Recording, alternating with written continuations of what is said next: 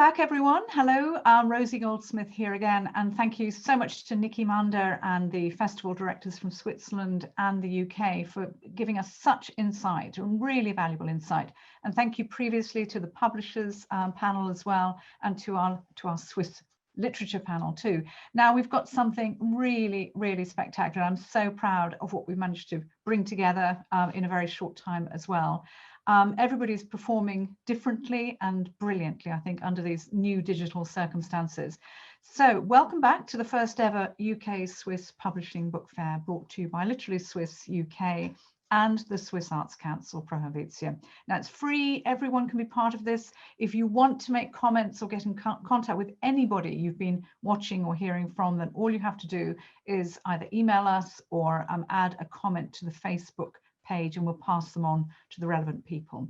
Now, all the panels are being filmed, so every single one of them will be on our YouTube channel on the Literally Swiss section of the European Literature Network. So you'll be able to join in there and watch everything again. Now, this very special part of the day, it's about an hour and a half, and we're dedicating it to Swiss authors. Swiss authors we really want you to get to know, and possibly to think of translating and publishing their books.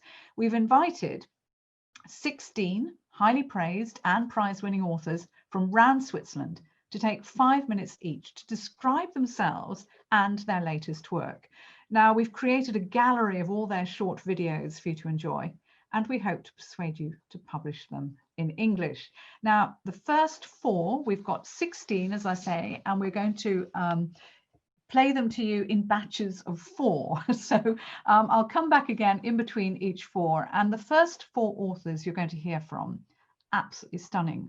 Anna Stern, who won the 2020 Swiss Book Prize, and Joseph Incardona, Dana Gregorcia, and Anne-Sophie Subilia.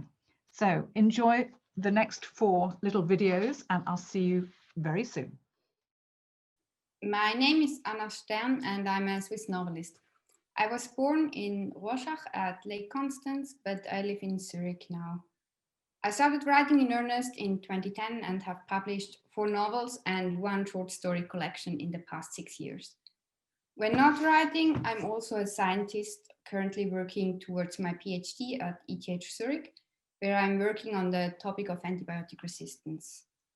Why do I mention this? Firstly, working in an international environment, many of my colleagues do not understand enough German to read my books, which is why it would be awesome to be able to point them to an English translation, also sharing this side of my life. I enjoy reading books in the original language if I know it, but as I'm only speaking English and French as foreign languages, there are so many interesting books that I would miss if it weren't for translations, allowing me to peek into other cultures and the stories they tell themselves. Secondly, I've been asked again and again why I choose to pursue this double career. Why not focus on one of them and become better and better in it? Well, I doubt that it is so easy. And more importantly, becoming the best in something is not what motivates me. Maybe the easiest way to explain it is that what drives me, both in literature and in science, is as simple and as complex an emotion as curiosity, the desire to discover, to understand the world that surrounds me, be it microorganisms, be it fellow humans, be it the interaction between the two. I feel as at home in the clean, sober world of the laboratory as I do in the messy relationships of the characters populating my texts. I love asking questions and I set up experiments in my science, in my writing, in the hope to find answers to some of them. I am observer and manipulator at the same time. I can control the conditions, but still have to be open enough regarding the outcome. Nothing is more limiting than a preconceived opinion about how the world is supposed to work. My most recent novel, Das alles hier jetzt, was awarded the Swiss Book Prize 2020. In it, I follow a group of 5 friends and investigate what happens after one of them suddenly dies. How do the relationships between the remaining friends change? What happens with your memories when a vital part of these childhood experiences no longer exists? How much grief is appropriate in today's world? And how do you mourn when you are young? While I set up proper experiments in the lab, my writing has also been called experimental. For example, when I combined two chronologically divergent narratives in Wild wie die Wellen des Meeres, a novel that also includes photographs and handwritten letters. Or again this year, because of Das alles hier jetzt, where the left-hand pages narrate the present, printed in solid black, while the right-hand pages in hazy gray contain memories of the friends' shared upbringing. I also keep all the characters genderless. That is, the text itself does not tell if a person is male or female. If a reader does attach a gender to a figure, it happens solely based on stereotypes. Why do you do this? Journalists sometimes ask. Why not make it easy for your readers and write a normal book? As I see it, literary fiction is an art discipline, as sculpture or painting are. And while we are fine with Jeff Koons' balloon dogs, Damien Hirst's butterfly mosaics, and Banksy's graffiti being called art, we still expect a novel to consist of two covers that bind some white sheets with black text together. This text following a set of conventions established at the invention of the novel several centuries ago. I find this state of mind limiting, and I don't like the human tendency to categorize, not only with regard to art. And anyways, whoever said that art has to be easy? Isn't it the responsibility of art to ask questions, to question power structures, to provoke and challenge, to touch and elicit emotions? And how is it supposed to do that if it is easy? You can watch reality TV if you want to spend your spare time not thinking, not feeling, and I'm okay with that. But do not pick up one of my novels expecting spending easy time with it. I like to ask questions. I like to challenge. I like to elicit emotions. Because is there anything more limiting than a preconceived opinion about how the world is supposed to work? Hello, I'm Josephine Cardona. I'm 51 years old. I'm a writer, half Swiss and half Italian. And I live in Geneva, as you can see behind me, this painting painted by a friend of mine. I've published 15 books in France. And for example, this one, Derrière les panneaux, il y a des hommes. The story takes place in a highway, all the books. And it was just bought for miniseries, for cinema with Netflix. I've published graphic novels too as a script writer. For example, Lonely Betty, which takes place in the Maine, in America. I've realized a movie in 2014 called Milky Way with Cyril Bron. And I collaborate with different producers in France or in Switzerland as a script writer. And my project for 2021 is a short film that I will shoot and a full-length movie, excuse me, that I'm developing now from one of my books called Une saison en enfance. That's an autobiographical book. I'm myself a translator from Italian to French. And what I think the most important in translation is to translate the mentality of a culture, a point of view on the world from a certain culture. That's very, very difficult. And I admire translators for that, because you have to recreate a language at the same time to be straight to the book, original book. Media put me on the noir category in France. But for me, I think I write more tragedy than noir. That's my character are oftenly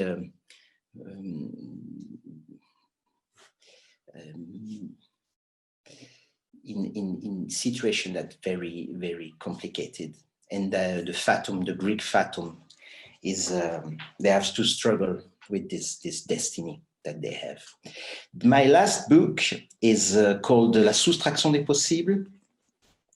I think perhaps with maturity, or I don't know, perhaps it's my masterpiece for the moment, the most ambitious of my books.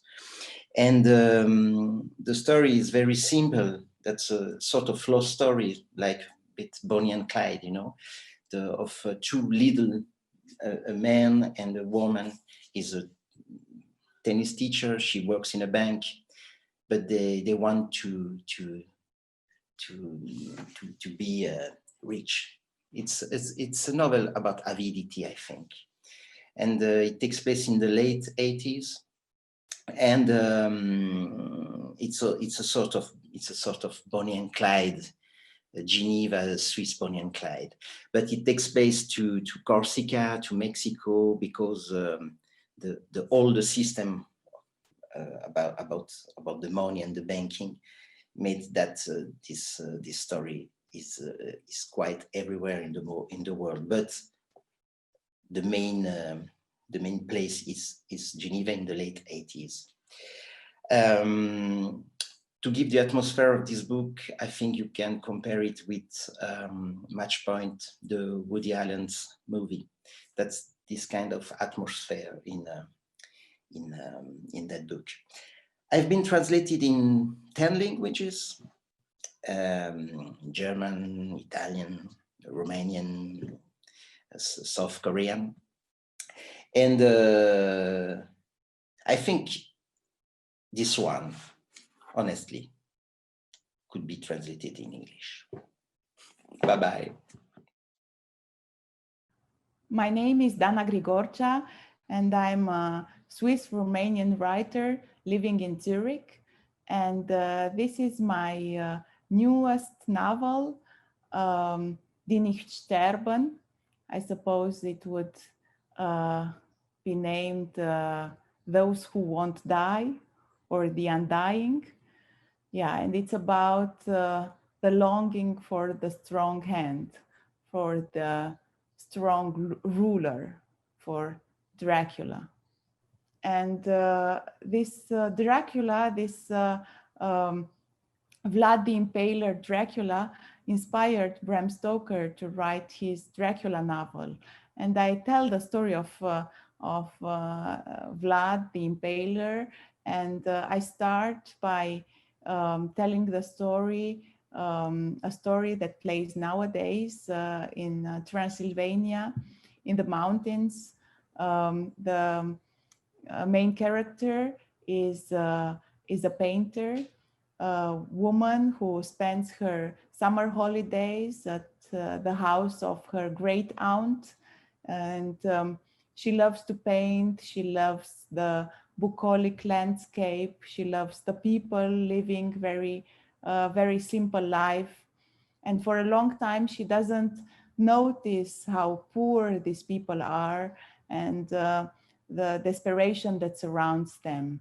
And she closes her eyes to the corruption of the mayor until there's a crime that happens, until the mutilated body of her first lover is discovered. And at that moment, she changes completely. She changes and she becomes that revengeful person. And this is a novel about revenge, about the longing for the strong hand, for the person who will punish the corrupt people, who will punish the thieves, who will punish the ill-doer.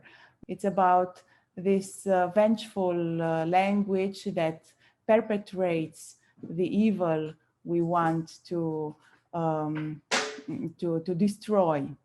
I will read a short a text out of the novel. I resume writing here after substantial doubts about my ability to tell this story led me to interrupt my work for a while. I had begun to doubt my memory, and it became clear to me that I hadn't been paying attention at the time, or not at any rate to the events I had taken it upon myself to relate. I had thought this was my story because it happened to me. But that fact could also imply a certain responsibility, a duty that had fallen to me at some long forgotten point in the past. Countless times I have read what I wrote about being able to play around with the order of events because no order makes sense. But it seems to me now that the opposite is true, and that any order makes sense, as it is not a matter of cause and effect, but of fate. Yet wasn't that precisely what I was trying to dispute in my writing, the stultifying notion that we are all subject to some fate and powerless to defy it? There was another tortuously long wait, a time of what I feared would prove invincible lethargy. I cannot describe it. How could I begin to write about it? But now I have made up my mind. I will write the way I can. I will write as if I were painting a scene on a wall, a Wallachian fresco with a certain demon in the middle. So I'm Anne-Sophie Subilia. I'm a Swiss writer and I write in French.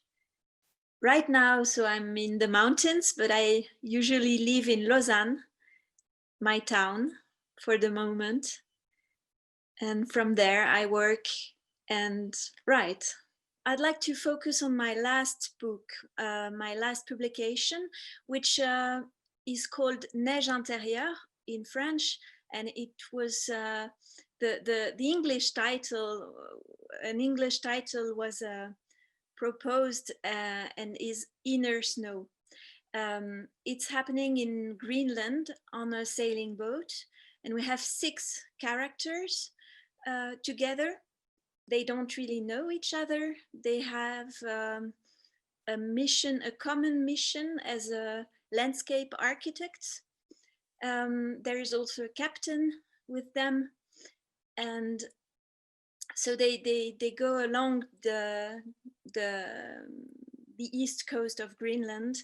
So this little sailing boat containing 6 people is also a metaphor for, of course, confinement, isolation. And through this book, I could explore human factor.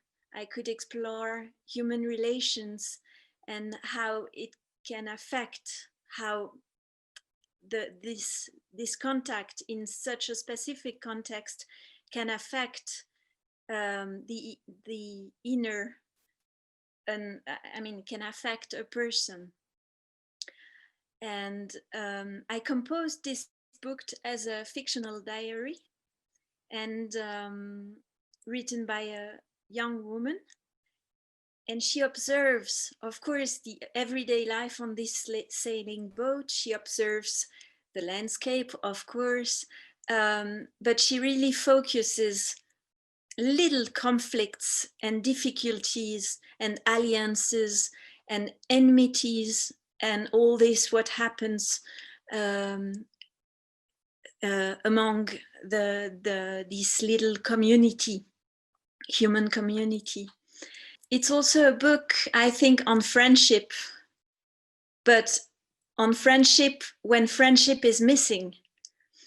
So through landscapes, through beauty of this outside and what they observe through the beauty of sea, it's this book is also telling isolation and difficulties of being together that was a project, an important project for me, inspired by a travel that I did personally with other artists on a boat in Greenland.